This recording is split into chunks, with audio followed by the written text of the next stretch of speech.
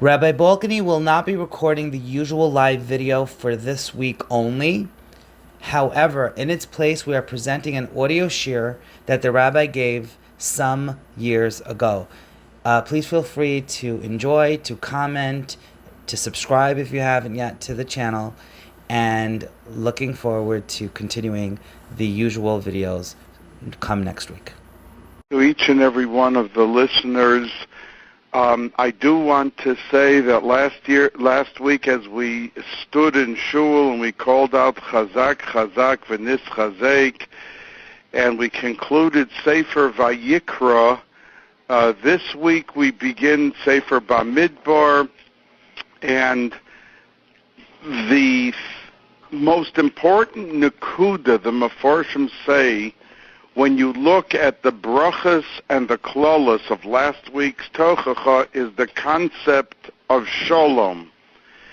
And we know that this week, it says last week that in the brachas, if you listen to HaKadosh Baruch Hu, then v'nasati shalom ba'aretz u'shchavtem ve'ein macharid, that you'll be able to have a peaceful frame of mind, not only from your enemies in a physical sense, but you'll have an inner comfort that will exude itself to all of your dealings of the day. You'll just be at peace with yourself. Now, we know that in Sefer Bamidbar, in the Medrash and in many, even the Mishnah, it's referred to as the Sefer HaPikudim. It's not called Bamidbar in the desert, but it's called Sefer HaPikudim, which means the counting. And that's why even in English, when they refer to Sefer Bamidbar, they call it numbers. And there were two countings in Sefer Bamidbar. One this week in Parshas Bamidbar, and then later on in Parshas Pinchas. And the Mefarshim say that the reason that there were two countings was because it allowed Klal Yisrael to exist in Olam Hazeh in two formats. The first counting, which takes place this Shabbos, is a counting of Klal Yisrael going into the Midbar and beginning their 40 years there. That existence was lamala min hateva. They drank water from a well that moved around with them. They had man min hashamayim that tasted like whatever they wanted it to taste. They had a cloud above them that protected them, and that even the clothes that they wore for 40 years every day smelled fresh, ironed, starched. So it was a miraculous type of living. And the Mefarshim say that the second counting is when they went into Eretz Yisrael, which became an existence of B'derech HaTeva, which was melubish benes. In other words, when you saw how they lived in Eretz Yisrael, there was no mon, and there was no be'er, and they had to change their clothes every day. There were no open miracles. Their existence was a miracle, because if you just take a look at how they traveled and how they conquered and how they existed, every day of Klal Yisrael's existence is a miracle. But their daily sustenance and these things was b'derech hateva. They worked, that's the parnasa they had. So therefore that was a second counting. And the Mefarshim say that those two countings underscored the existence of Klal Yisrael for eternity. That there will be moments literally that we will see that it is b'derech nes, that Klal Yisrael, many tell the stories of the Holocaust, how they survived, the Skolia Rebbe Zecher Tzadik Levracha used to tell Nisim Gluyim of what went on in Europe when the Nazis even searched his building and never went through and dragged the people out, never opened his door. I mean, this was like a chutz l'derech hateva in Eretz Yisrael. The 200 million Arabs could just mow down the 5 or 6 or 7 million Jews if they started running on Eretz Yisrael without any machinery. So our existence in the world always, and we have survived b'derech nes. Where did that come from? Because the counting which connotes derech nes, we did at the beginning of the Midbar, and then we did a second counting at the end of the Midbar to cover us in all eventualities, even as we live, but that what seems to be derech hateva, that we will be zoichet to also nisim l'mala min hateva in our survival.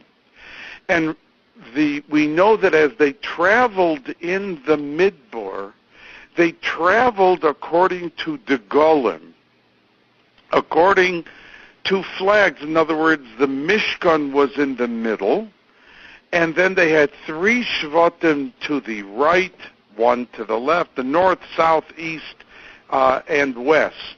There were 3, 3, 3, and 3.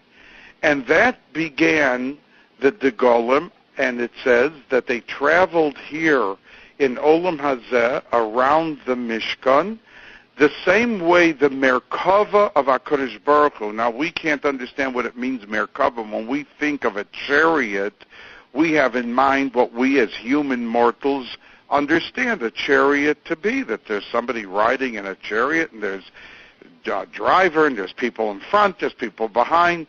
Kadosh Baruch Hu obviously doesn't sit in a chariot, but it's called, in the Ruchniya sense, a Merkava, and that he travels, so to speak, around Shemayim with groups of angels on each of the 4 sides. And it connotes midas chesed, midas gevura, different things that have to trickle down to keep the world in its existence, and that people should be able to live, and how they live, and the rules by which they live. And when the Klal Yisrael and the Midbar traveled with the Golem surrounding them, the Sfarim say that it was mamish mechuven keneged mala, that they were traveling physically in a Midbar with the Mishkan in the middle, and it corresponded directly to how HaKadosh Baruch Hu travels in Shemayim in his Merkava with the angels, the Malachim around him, and therefore it effectuates whatever the Ruchnius power of what exists in heaven. It showered down directly to the ones that corresponded to them here. Those that stood to the right of the Mishkan were to the right, the Malachim, the right of the Merkava in Shemayim, and the left, and so on and so forth. Now, when did this happen? It happened, the Pasuk says in this week's Sedra, in the 2nd year after they left Mitzrayim, in the 15th day of Chodesh Iyar. It means a year and 15 days, a year and a month and 15 days later. So Rav Yaakov Kamenetsky once asked the following question, that if that's how they traveled when the Mishkan was erected and inaugurated and dedicated and celebrated, so it means for a year there were no Golem. So he asked, well, how did they travel, until then, just as a whole mass of people, and they formulated the Golem a year later? Why not formulate, if that's how they were to travel, do it as soon as they left Mitzrayim, tell these 3 Shvatim, you go to this side, you 3 go to that side. Why did they wait? HaKadosh Baruch Hu waited the year until they actually had the Mishkan there. And the Rosh Yeshiva answered and said that until there is centrality of Torah for Klal Yisrael, they could not unite in unison, ish echad b'lev echad. That even though it says when they got the Torah 50 days after they left Egypt, they left Mitzrayim, there was Kabbalah HaTorah, which we're going to Haba Aleinu L'Toiva celebrate next week. This Shabbos is Shabbos Mevarachim, and Motzoi Shabbos, Sunday, is Rosh Chodesh Sivan. It's always one day. It's the one day, Motzoi Shabbos and Sunday. And then 6 days later we have Shavuos. So the Rosh Yeshiva said that even though that there was this tremendous Vayichan Sham Yisrael, which means that it's singular from Vayichan, not Vayachanu, but they were Ish Echad, Belev Echad, but to travel after that, they didn't have the centrality of the unity of the force of the Mishkan, and therefore HaKadosh Baruch Hu chose that they should wait until that actually happened. And the message to us is that whatever we do, there is nothing that has the power of the koach of the Torah. And when we make a malava malka, we of course prepare.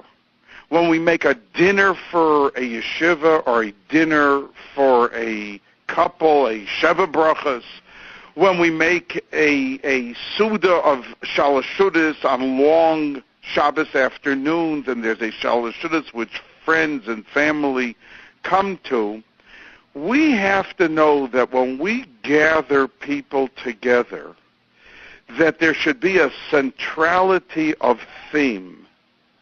Because we all know that as hosts, we try to make sure that the food is delicious and fresh. And we know that we want everyone to be seated comfortably. Is the air conditioning on or it's not on? Are the drinks plentiful? But let's not forget, and that's important. It is important. Suda Shabbos is not Gashmias, it's Ruchnias. We're not indulging in some sort of massive feast to purely satisfy our bodies and our physical state. We eat l'shem shamayim, we make kiddush before, we wash before, we make hamotzi, we make brachas, but there should be the centrality of Torah, that there should always be a Devar Torah. A host should step back and say, how are we going to make the gathering meaningful? And that applies whether there's 4 people coming together Shabbos afternoon to socialize, whether it's a malavam, all of the examples that I said. But if we want to be able to enrich the experience, the host equally to making sure that there's preparation of good foods and pastries and other things, that there be tasty format for the neshama. So the Rosh Yeshiva said that the Golem were formulated at a time when there was purpose by Klal Yisrael, and they had the Mishkan in the middle, and that's when you can do it. Now, also on the Golem, the Medrash says that when HaKadosh Baruch Hu told Moshe Rabbeinu to have them travel in a certain format, the Medrash says that Moshe Rabbeinu became despondent. He was worried. He said, now we're going to start with the fighting. I'm going to tell Yehuda to stand to the right. He's going to say, well, why am I not to the left? If this one's going to be standing in front of the Mishkan, why is he up front and why am I in the back? So HaKadosh Baruch Hu answered him, the Medrash says, that that there was already a master plan by Yaakov Avinu. Yaakov Avinu, before he was nifter, while he was lying there in the bed, and he gathered the Shivtei Ka, all of the tribes around the bed, he asked them to stand in a certain format, which was the same way that they traveled with the Degolim in the Midbar. And it wasn't just that he was merames, hinted to them, well, this is the format that I want you to have. The Meforshim on the Medrash say that HaKadosh Baruch Hu told Moshe Rabbeinu to be comforted and consoled because Yaakov Avinu was able to etch into the essence, into the neshamas of Klal Yisrael, not only how they stood around his bed when he was about to be nifter, and not only for the Midbar to take away the power of any type of strife, but for eternity. That when Yaakov Avinu saw that there was going to be machloikis between his children, he wanted as a parting gift to instill into the essence, to dissolve the power of that machloikis. And when is that dissolution, that dissolving power in effect? When they banty and they rally around a cause, l'shem shamayim. That if truly people mean to gather and to make a concerted effort on behalf of a worthy cause, and they really mean it l'shem shamayim, not that their next door neighbors should be talking about how much chesed they do and how much their neighbors or their co-workers or their community or their fellow membership in the shul where they daven, that, oh, he comes out at night and then he's part of the Chevra Kaddish and he's available 2 in the morning, 6 in the morning. Wow. And the guy in his mind says, yeah, I'm trying to improve my imagery with my fellow citizenry, and that's his intention, then, of course, machloikis will come about, or certainly can come about. They begin nitpicking on every little thing. Why not this, and why wasn't that? But if we rally around Yaakov Avinu, l'shem shamayim, then his bracha is chal. And that is what HaKadosh Baruch Hu answered Moshe. Don't worry, there's going to be no bickering because Yaakov Avinu gathered them around his bed, and that was the essence of his bracha, to eliminate the strife, the potential machloikis that comes about when you have a klal. And that is the reason that when it says, somebody mentioned this mefarish in the Holocaust, that how were they able, so many people, to maintain their menschlichkeit? Do you know, when you talk to a person, I've heard people talk about how they rationed a piece of bread, and every day they got a piece of bread. That was their diet. And now the person looked at it and said, should I eat it right now so I should have some strength? No, what am I going to do in 6 hours from now? So I better just slice it in half and eat half now and then half in 6 or 8 hours. No, maybe I shouldn't do that. I should take the piece and put it into 8 pieces and eat a little bit now, and then in an hour and a half when I start to feel the hunger pangs, eat that. A mind of a human being demoralized, so to speak, to the level of having to function and have his entire mind about the piece of bread because it meant survival. Yet, we found that with that their only ration, that with that single piece of bread, that there were people who saw somebody that was literally dying or whatever, and they took half or 3/4 of their piece of bread and gave it to somebody else. How did they, under such unbelievable conditions, exude and exhibit such mastery of their menschlichkeit? the dignity of their human composure? The answer is that Yaakov Avinu was mashrish. He implanted, he imparted, he instilled that beauty and dignity of Klal Yisrael to be able to shine forth under any circumstance. Under any circumstance. And the message to us is that we as parents have to do Yaakov Avinu did for his children. We have to realize that everything we say and the attitudes that we exhibit in front of our children are live messages that not only while we are alive bis 120 Jahr, but our children and grandchildren will always be able to reflect, oh, I remember Tati and Mommy, Bubby and Zaidi, how there was a tragedy, Nebuch, in the family, and how they reacted with such Yira Shamayim, with such Kovid Shamayim. They weathered a storm with such dignity. Who gave us this koyach?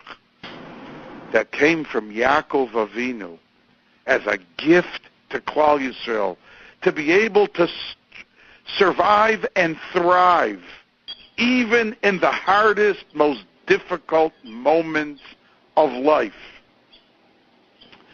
And that is the reason that we find that when it says Vayichan Sham Yisrael Neged Ahor, you know, I was a year ago at the Siyam Hashas, and I must tell you that when I looked out at the sea of people from the stage, and you looked at 20, 25,000, whatever, the 30,000, however, thousands and Yidden, the biggest thing, not with just, besides the multitude of Berov Am, Hadras, Pnei Melech, I was so impressed to see a row of people, a Hasidic person with a big velvet hat with full payas and the full Hasidic garb, sitting next to him, a man clean-shaven with a bow tie, with a suit and a white starched shirt and a bow tie.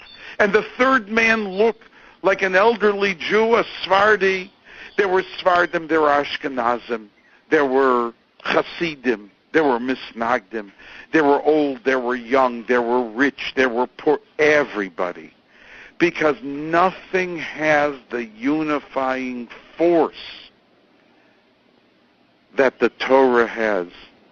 We can walk into shul, there's a fight. They're even arguing about which nusach and which this. There can be 10 people together and there can be 5 issues.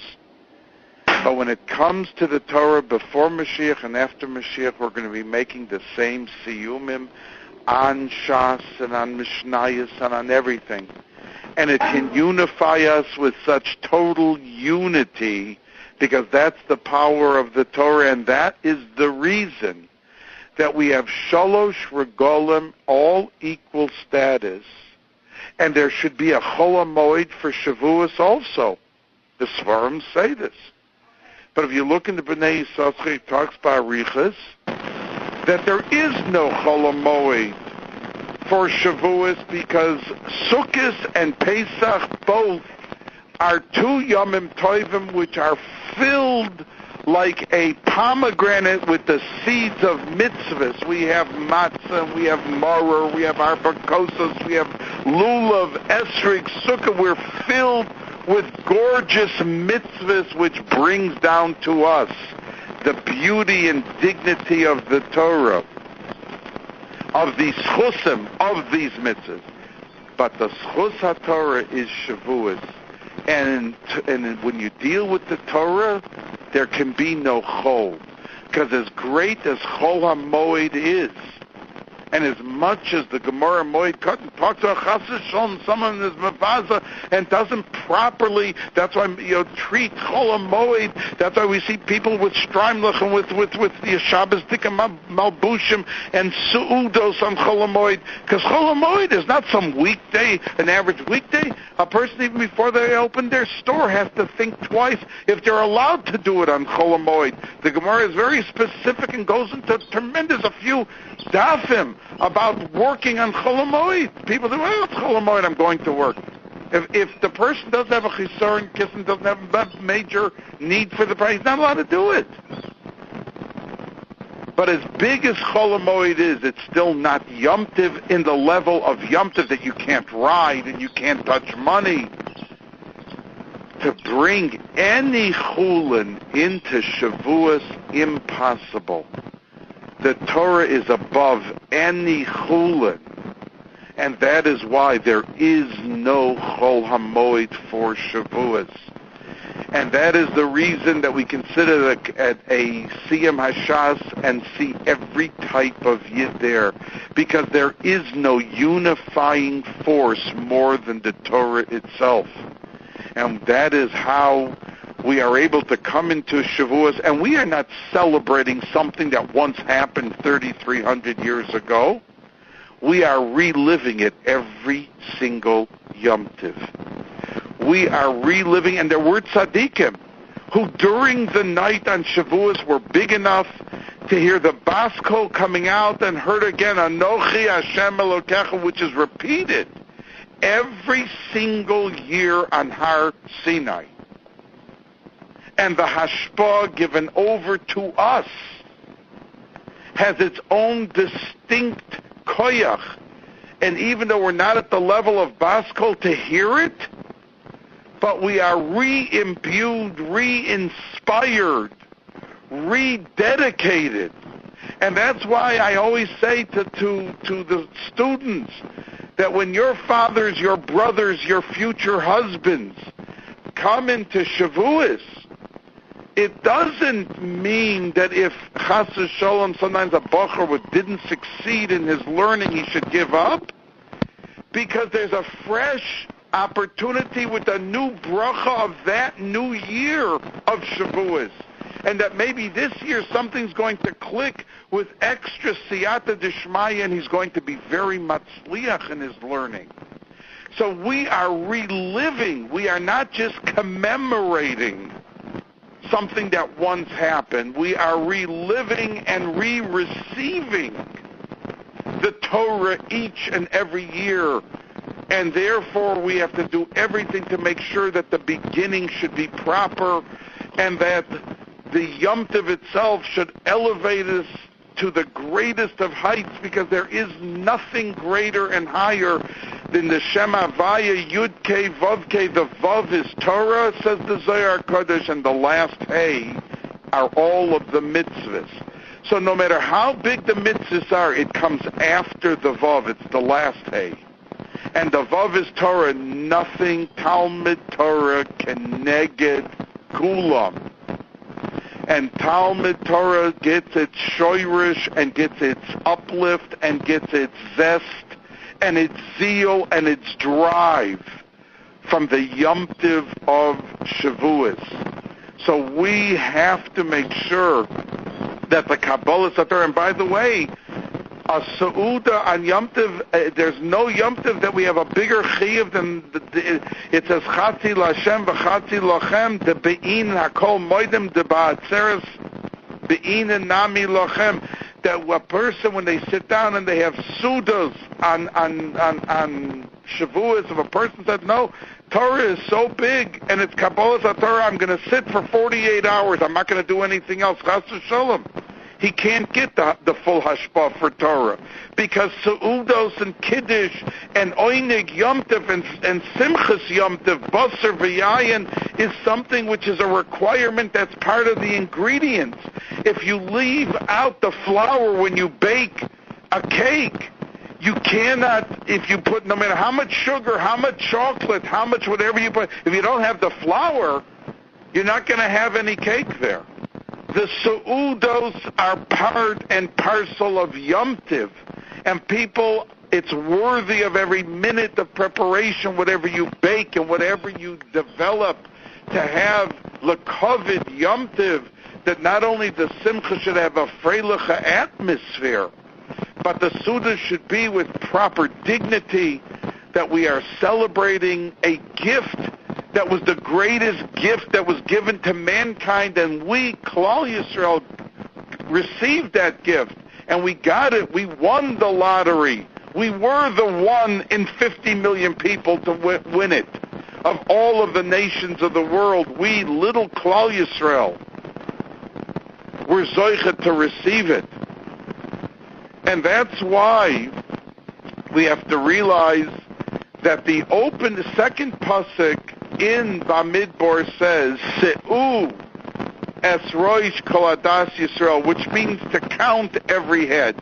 And the Meforshim are curious why the lashon of Se'u is used. Why not the lashon of pekod or limnos, minui, to count?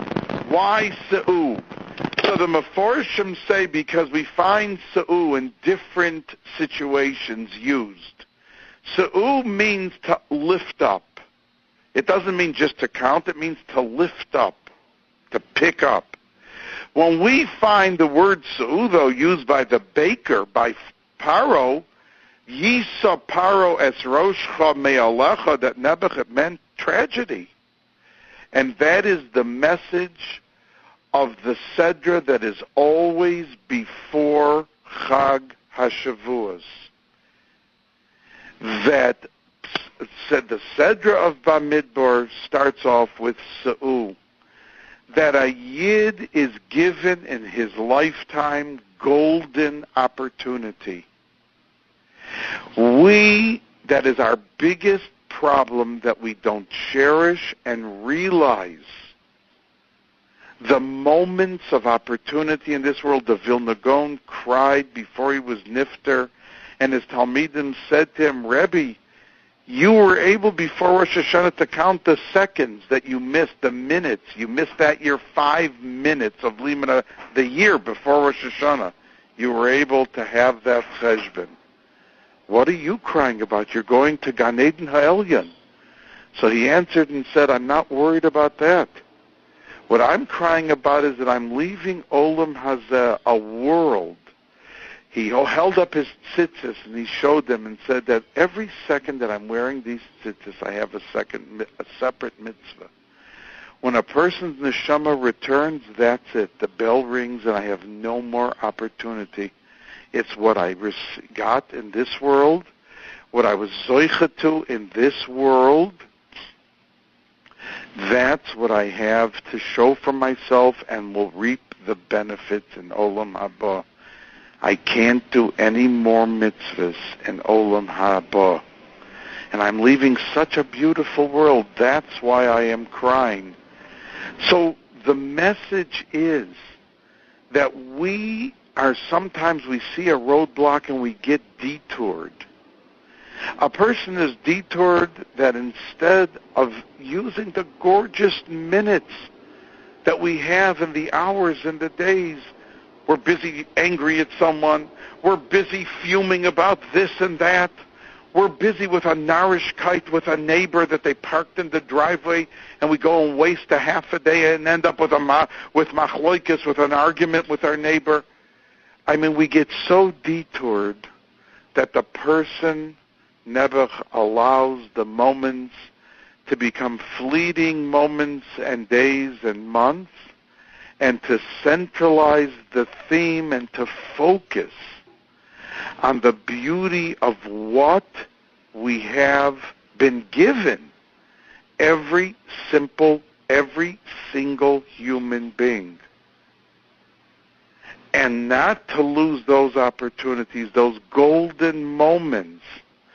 That is what Se'u means. You can be lifted up, each and every Yid.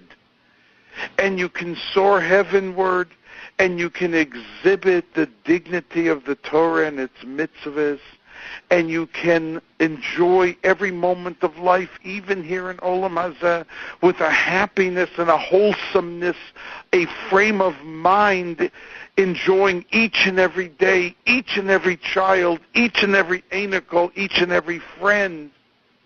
And we can be encompassed within that sea, that ocean of gladness and happiness of heart. Or chas v'sholom, it can be the opposite. The same word, se'u, that connotes the individual, because they were counting each and every person one by one, that individual can sink to the worst depths, and that Nebuch, the 70, the 80, the 90, even the 120 years can fly by, and the person never got on the train. They stood on the platform. They had the opportunity to take the step forward and get on the train and get moving in the right direction. So the doors flung open. They had the opportunity, but they never got on the train. They stood there and just watched what was happening, what others were doing, what others were participating in. They always had an excuse and they always had a reason why this was not the train they want to get on. And Nebuch, the train of life, flew by.